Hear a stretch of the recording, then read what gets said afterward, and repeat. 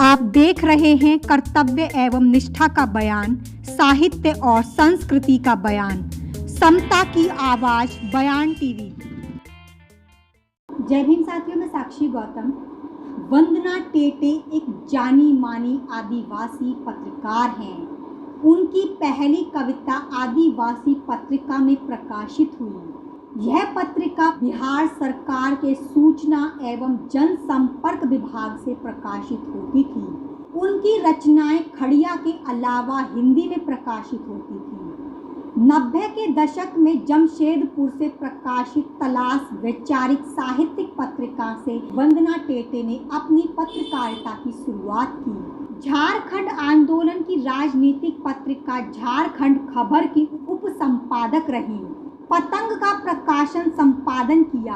वंदना टेटे के संपादन में जून 2004 से झारखंड की पहली बहुभाषी त्रैमासिक पत्रिका झारखंड भाषा साहित्य संस्कृति अखड़ा भारत की एकमात्र सामुदायिक पत्रिका है जो बिना किसी अनुदान के प्रकाशित होती है।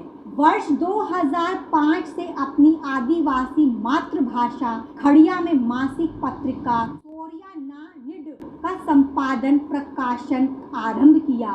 वर्ष 2006 से एक रंगीन नागपुरी मासिक जोहार सहिया का प्रकाशन शुरू किया, जो अपने प्रकाशन के तीसरे महीने ही रांची के झारखंड से लेकर अंडमान तक फैले हुए झारखंड देशज व आदिवासी समुदायों की सबसे लोकप्रिय है, जिसकी प्रसार संख्या 12,000 प्रतियों के साथ होती है। झारखंड सरकार से पत्रकारिता के क्षेत्र पुरस्कृत हो चुकी हैं। Udaipur school of social work Rajasthan Vidyapeeth से समाज कार्य में स्नातकोत्तर हैं। वंदना टेटे सिमडेगा जिले की गर्जा पहाड़ी टोली में जन्मी तथा वर्तमान में रांची में रह रही हैं। उनके पिता सुरेश चंद टेटे भारतीय सेना में थे। माँ रोज केर कट्टा देश की जानी मानी आदिवासी लेखिका शिक्षाविद के अलावा एक आंदोलनकारी रही हैं। उनके नाना प्यारा केर कट्टा खड़िया आदिवासी समुदाय के पहले बौद्धिक और सांस्कृतिक अगुआ थे। विरासत में मिले आदिवासी भाषा साहित्य संस्कृति और अस्मिता के सवालों को ही वंदना टेटे आगे बढ़ा रही हैं। इन्होंने आदिवासी देशज पत्र पत्रिकाओं और पुस्तकों के प्रकाशन की पहल की। झारखंड के आदिवासी लेखकों को एक सूत्र में पिरोने के लिए अपने नाना के नाम पर प्यारा केर कट्टा फाउंडेशन ट्रस्ट बनाया। ट्रस्ट से अब तक सैकड़ों पुस्तकें प्रकाशित कर चुकी हैं। आज वंदना टेटे भारत की पहली आदिवासी प्रकाशन संस्थान की नेतृत्व करता है। इनके अंदर आदिवासियत का जुनून है जो उन्हें हमेशा तरोताजा रखता है। गीत लिखने के अलावा नृत्य और संगीत तो उनके सामुदायिक आदिवासी जीवन शैली का नैसर्गिक स्वभाव था। सैकड़ों नाटकों में अभिनेत्री के रूप में अपनी दस्तकें दे चुकी हैं। नाटक कर्म के जरिए महिला व आदिवासी सवालों पर एक नई रंग भाषा को गढ़ने में महत्वपूर्ण भूमिका निभाई। सिसई में रहते हुए आपने खड़िया समुदाय के वरिष्ठ और युवा संगीतकारों, नर्तकों और गायकों को लेकर एक खड़िया संगीत दल बनाया। इसके माध्यम से वंदना टेटे रांची आकाशवाणी केंद्र तक पहुंची।